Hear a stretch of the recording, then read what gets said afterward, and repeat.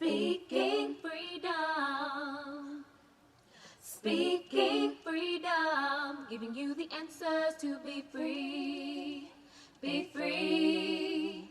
Be free. 'Cause we're speaking freedom. Okay, so this is in addition to, this is not an intended video. However, I was just sitting here and I am doing my little work. I got a lot of work that's on my plate. I am managing the Speaking Freedom Law. I am working on website, content stuff, and I'm doing research. So listen, if you don't hear from me, it's because I'm busy. The same way your motherfucking ass get busy and you be tied up, wrapped up, dating, fucking, doing whatever the fuck, working, you know what I'm saying? Like, don't be over here trying to put no pressure on me, because I'm not putting no pressure on your ass, okay? Now, when you hear this, you might make you feel some type of way, but, I mean, oh well.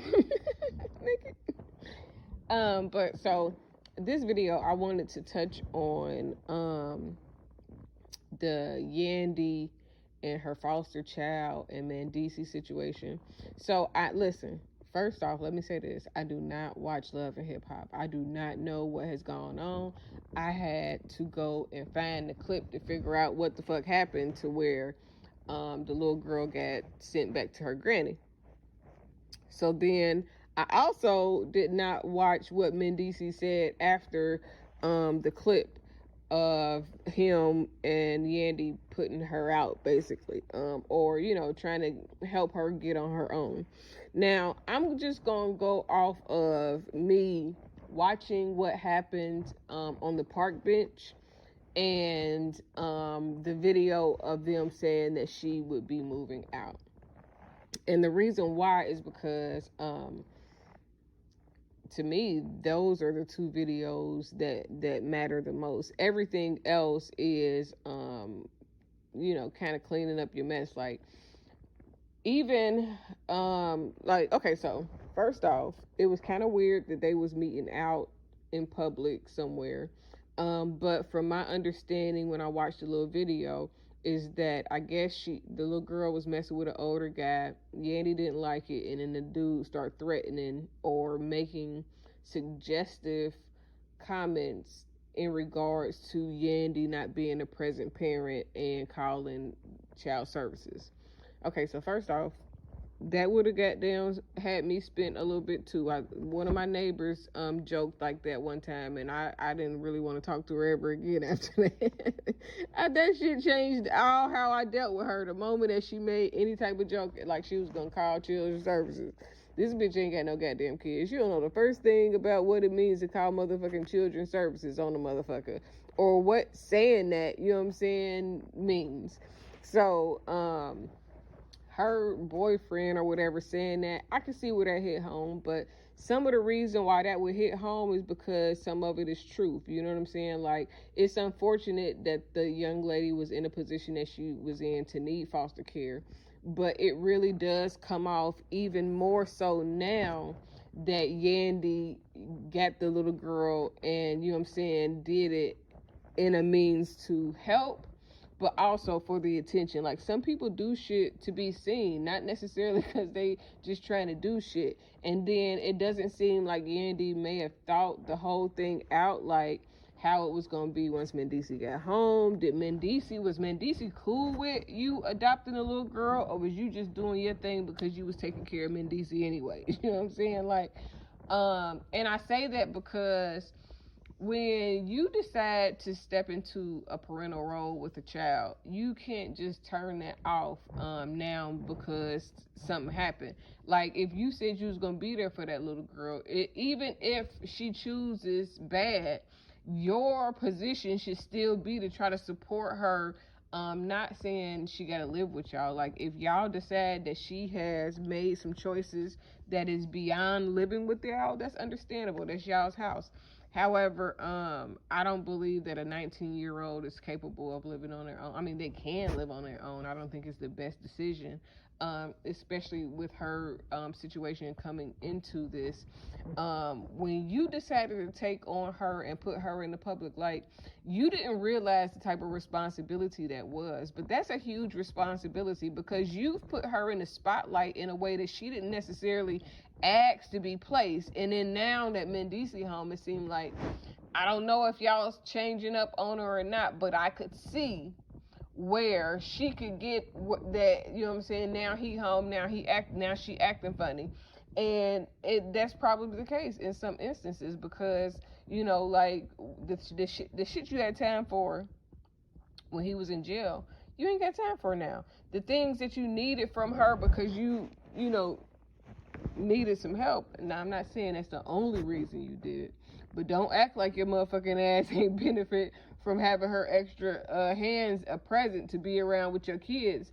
So, you know, it kind of seems, even if your intentions were good, right now you seeming real motherfucking shady. Like, you know what I'm saying? Like, it don't look good for you, kid. You know what I'm saying? But it doesn't surprise me.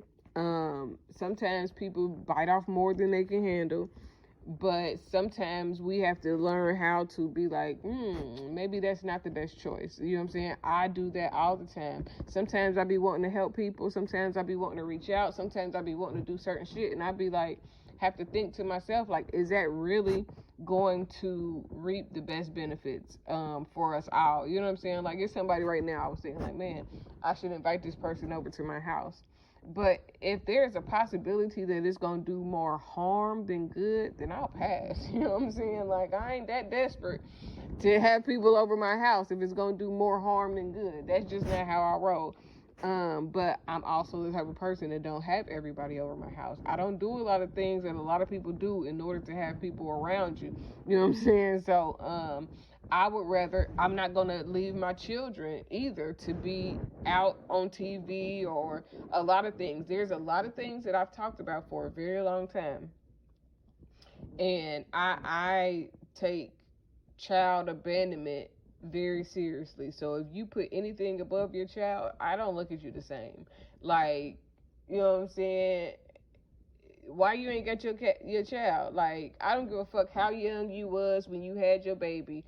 When you get grown enough to motherfucking take care of that goddamn child, you need to get your motherfucking child back. Because I don't want to be around no deadbeat ass moms or no deadbeat ass dads. Like, that ain't my type of tea. I don't want nothing to do with that, because if you don't take care of your children, then ain't no way in hell. And just going by and seeing them and buying them shit, that ain't good enough, yo.